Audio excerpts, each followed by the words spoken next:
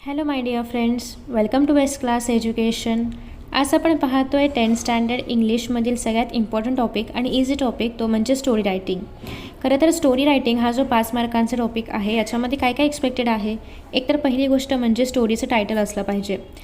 आता तुम्हाला असं पण दिलं जाऊ शकतं की अर्धी स्टोरी दिली आणि उरलेली पूर्ण करा, किंवा एंड दिलं आहे आणि सुरुवात आणि मधला पार्ट लिहा, किंवा तुम्हाला फक्त काही वर्ड्स दिलेले आहेत त्यापासून स्टोरी बनवा, किंवा असं काहीतरी एक आयडिया दिली असेल त्यापासून स्टोरी बनवा.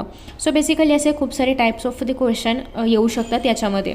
पण मोस्ट प्रोबॅबली असंच येतं की तुम्हाला काहीतरी स्टार्टिंग दिली आणि बाकीची स्टोरी डेव्हलप करायची आहे. तर अशा केसमध्ये स्टोरी केवढी पण कुठलाही पार्ट दिला असू दे, तुम्हाला टायटल लिहिणं हे कंपल्सरी आहे आणि शेवटी मोरल ऑफ द स्टोरी लिहिणं कंपल्सरी आहे.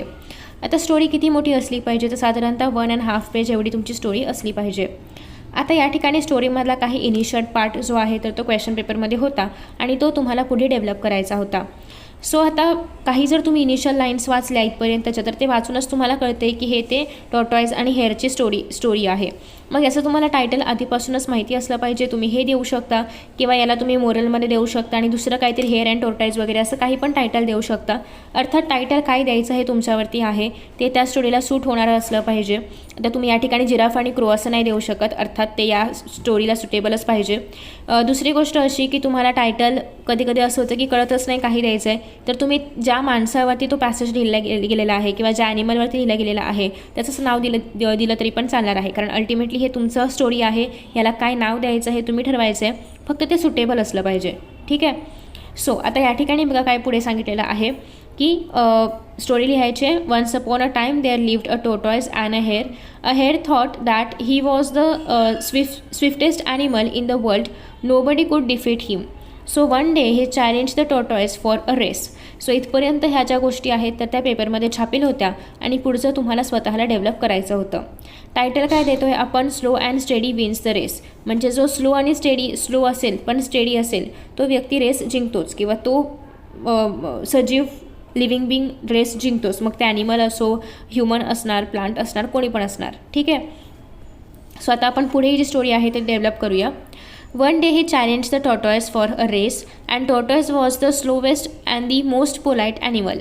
अर्थात सगळ्यांना हे माहितीच आहे की जर आपण हेअर आणि टॉर्टॉईजचं कंपॅरिझन करायचं म्हटलं तर टॉर्टॉईज खूपच हळूहळू चालणारं असं हे प्राणी आहे. सो द हेअर वॉज कुठे होतं आपण, ही एक्सेप्टेड द चॅलेंज. आणि टॉर्टॉईज काय करतं, हेअरने दिलेलं हे चॅलेंज जे आहे तर ते एक्सेप्ट करतं. The race was arrange for 6 miles आणि 6 miles ती रेस होती जी की अरेंज केली गेली होती या दोघांसाठी. The hair was over confident. आणि अर्थात हेअरला असं वाटायचं की मी पटापट उड्या मारून वगैरे जाऊ शकतो. सो तो ओव्हर कॉन्फिडंट होता.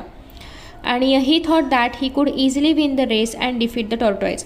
आणि त्याला असं वाटलं होतं की आपण काय असेच हरवून टाकू टॉर्टॉईजला. माझं स्पीड तर टॉर्टॉईजपेक्षा कितीतरी जास्त आहे. सो आपण टॉर्टॉईजला काय असंच हरवू शकतो असं त्याला वाटायचं. तर हा झाला आपला पहिला पॅरा. नेक्स्ट आहे, the race was started early in the morning. The tortoise began to run slowly while the hare started to run very fast. मग अर्थात हे दोघांचं पण एक काय म्हणूया आपण स्वभाव आहे की हेअर फास्टच उड्या मारतच जाणार पुढे आणि टॉर्टॉईज जे आहे तर ते स्लो येऊ शकते. सो हे दोघांचं पण वेगवेगळं असं नेचर आहे. The tortoise began to run slowly while the hare started to run very fast and there was too much distance between the hare आणि टॉर्टॉईज. म्हणजे हेअर खूप पुढे होतं आणि टॉर्टॉईज खूपच मागे होतं. दोघांच्यामध्ये पण खूप जास्त डिस्टन्स होता. As soon as the hare realise this thing he decided to rest for a while. During this time he slept for 4 hours. आणि जेव्हा त्याच्या हे लक्षात आलं हेअरच्या की आपण खूप पुढे आहोत, तर त्याला असं वाटलं की थोडाफार आता आपण आराम करूया जोपर्यंत टॉर्टॉईज येते तोपर्यंत. आणि मग त्याने काय केलं, आराम करायला घेतला आणि त्याला कळलं की आणि त्याला डायरेक्टली 4 तासानंतरच जाग आली. ठीक आहे. म्हणजे एवढं त्याने आराम केला की त्याला 4 तासाने तो उठला. Whenever he got up from his sleep, he thought that the tortoise might too much behind to him. आणि जेव्हा तो उठला तेव्हा त्याला असं वाटलं की टॉर्टॉईज आपल्या खूप मागे असलं पाहिजे. So he slept 1 second. आणि तो 4 तास झोपून उठला आणि परत झोपला. During this time the tortoise overtook the hare and he went ahead.